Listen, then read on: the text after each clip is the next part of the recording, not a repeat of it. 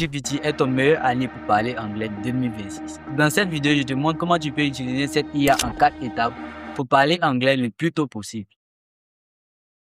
La première étape, c'est de comprendre une règle très simple. Plus tu es précis avec ChatGPT ou n'importe quelle IA, plus il te comprend et plus ce qu'il te donne en retour est utile. Le problème classique, c'est de taper quelque chose de trop vague comme « aide-moi à parler l'anglais ». C'est comme demander à un GPS de t'amener nulle part. Il ne peut rien faire d'utile avec ça. Ta place, sois précis sur le contexte, les niveaux et l'objectif. Par exemple, joue le rôle d'un professeur d'anglais, je suis francophone, de niveau intermédiaire. Fais une conversation de 5 minutes avec moi sur le thème de la commande au restaurant et corrige mes erreurs à la fin. Et nous, c'est la différence. Là, ChatGPT sait exactement quel rôle jouer, quel niveau adopter et quel objectif viser. Mais donner une bonne consigne, ce n'est que le point de départ. L'étape suivante, c'est celle où la magie opère vraiment. Celle où tu vas littéralement avoir une conversation en anglais à n'importe quelle heure sans jamais avoir peur d'y juger. Une fois la consigne posée, tu passes à la pratique. Tu réponds à ChatGPT en anglais et tu réponds. Et la conversation continue exactement comme un vrai interlocuteur. L'avantage énorme ici, you don't need any frustrating judgment. Tu peux te tromper autant de fois que tu veux, hésiter, reformuler.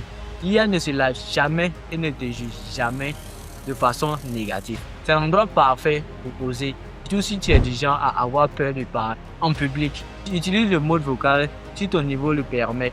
Ça t'entraîne aussi à l'oral. N'aie pas peur de faire durer la conversation. Plus tu interagis longtemps, plus tu accumules des répétitions utiles.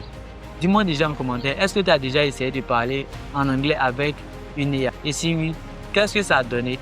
Je lis tous les commentaires, alors n'hésite pas à partager ton expérience avec nous. Et si cette méthode te parle, pense à t'abonner à la chaîne. Ça m'aide énormément à continuer à créer ce genre de contenu, gratuitement d'ailleurs pour toi. Jusqu'ici, tu as pratiqué, mais pratiquer sans jamais corriger tes erreurs, c'est comme s'entraîner au-dessus. Tu répètes, mais tu ne sais pas si tu améliores ou si tu ancres les mêmes erreurs encore plus profondément. C'est là qu'intervient l'étape 3, probablement la plus sous-estimée. Une fois ta conversation terminée, demande à ChatGPT de revenir en arrière et d'analyser précisément ce que tu as. Par exemple, maintenant, relis tout ce que j'ai dit dans cette conversation. Liste mes erreurs de grammaire, mes erreurs de vocabulaire et propose des façons plus naturelles de dire la même chose. Ici, ChatGPT revient vraiment un outil redoutable parce qu'il peut identifier des schémas d'erreurs récurrents que tu ne remarques même pas toi-même. Le genre de petites fautes que tu répètes depuis des années sans t'en rendre compte. Note ces corrections quelque part, un carnet, une note sur ton téléphone, peu importe. L'objectif, c'est de garder une trace de tes erreurs les plus fréquentes pour pouvoir y travailler spécifiquement. Et voici l'étape la plus puissante, celle que presque personne ne fait et qui fait toute la différence entre quelqu'un qui stagne et quelqu'un qui progresse vraiment. Refais exactement le même exercice.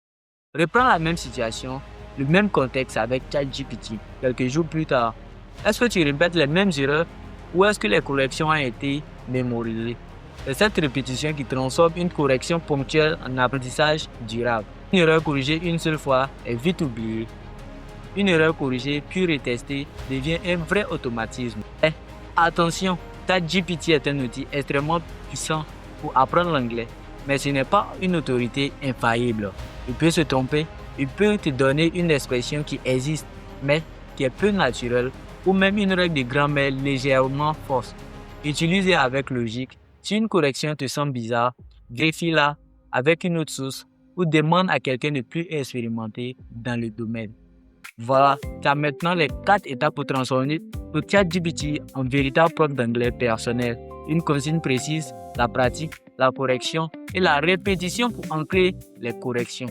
Si cette méthode t'a été utile, abonne-toi à la chaîne pour ne rater aucune prochaine vidéo et partage-la à quelqu'un qui apprend l'anglais comme toi en ce moment. Let's meet at the next week for a new video. Take care. Beka English.